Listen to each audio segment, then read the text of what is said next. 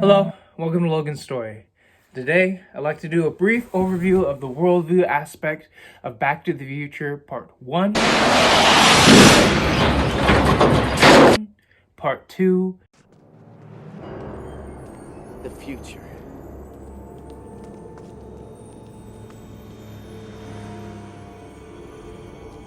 and Part 3. It's going to be quick, it's going to be, an overview, so let's get to it.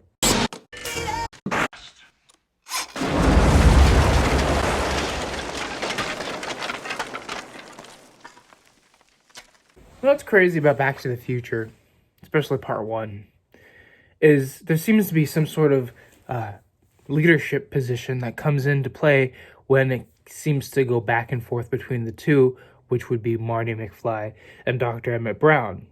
Seems to be leadership here, and here. Which means that there's seemingly some sort of grace period that comes into play when we're talking about some sort of future. On the DeLorean, I'm going back to 1885 and I'm bringing you home. But is there really some sort of grace period?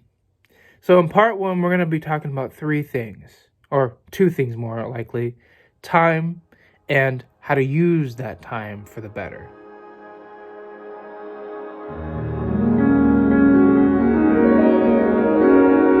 Time. They're running on a schedule. Well, Marty McFly is running on a kind of a clock. He has to get his parents together while he becomes non-existent, because you know how that works. He does a lot of arrays of things. He almost gets in kind of a weird entanglement with his mom. It's a little weird, I know, but that leads him to get, his parents together eventually. But a lot of stuff had to happen beforehand. And that lot of stuff ended up being this. 1955. So what should we be taking away from the time aspect of this very, very overview that is Back to the Future Part 1? Well, you don't have a lot of time. And in fact, if you don't take the best notice of your time and take the best option to make sure you make the best of your time, you could become non-existent. And that could be metaphorically or literally, whatever may have you. Okay? Part 2. There!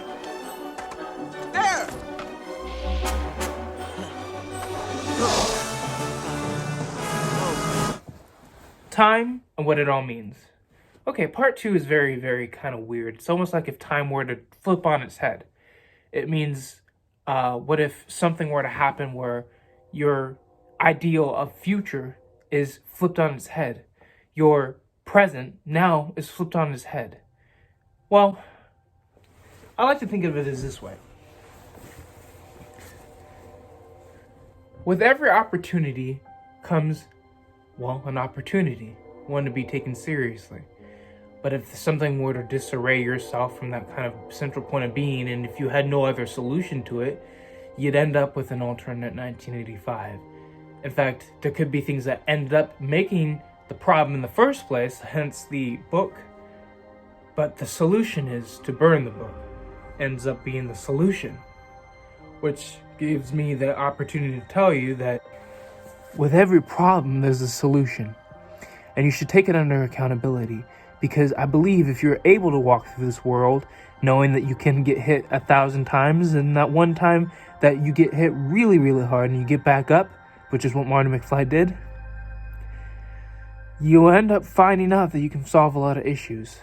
And the time that you have is about a lot of problems and solutions. So make sure you understand that.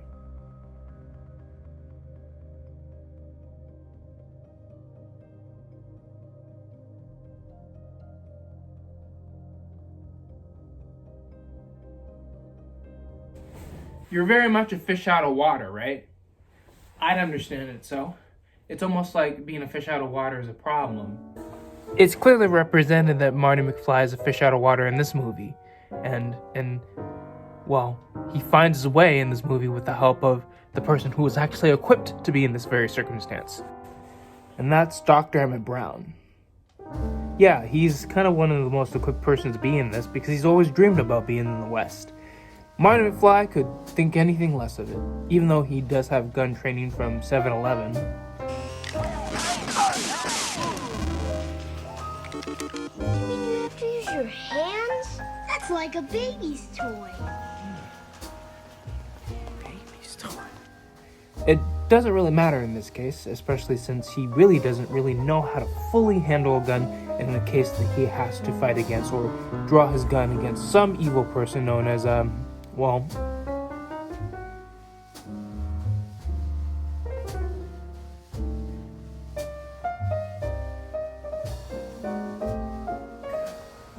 So what does it mean to be a fish out of water and finding your way in terms of trying to get to where you need to be as a whole? Well, let's put it this way, and let me just paint a picture for you.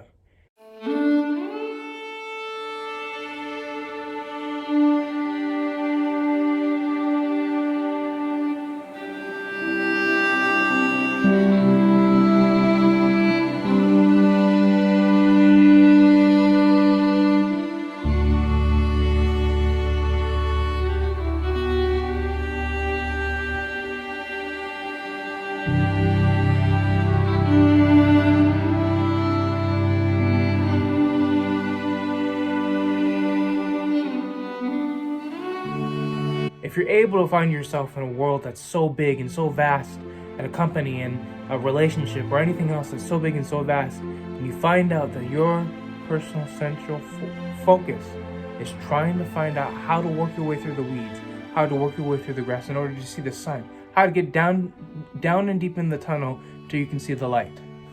Marty McFly has done this.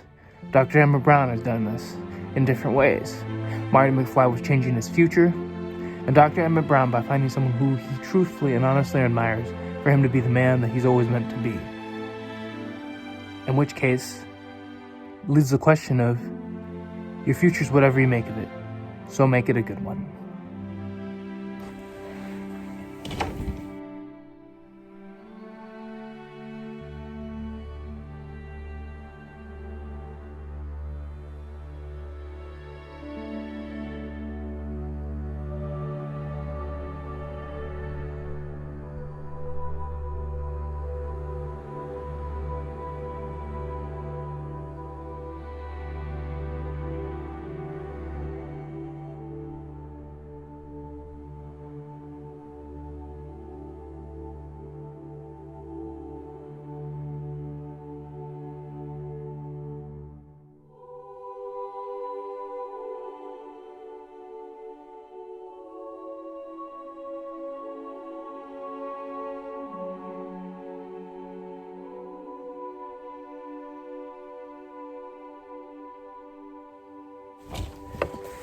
Thank you for coming to Logan's Story, and I hope to see more of you guys soon.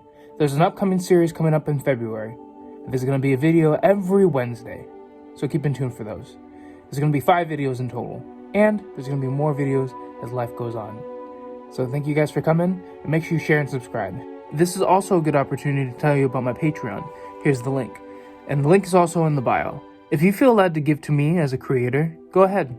It would really help me out, as I could really build my channel for something that could possibly be bigger and better than ever before. And all I could use is just a little bit of support from my supporters. If you haven't shared or subscribed, go ahead and do so. And I wish you all a blessed day, blessed week, blessed year, and blessed whatever time you're on this earth for. Thank you for coming, and good day to you.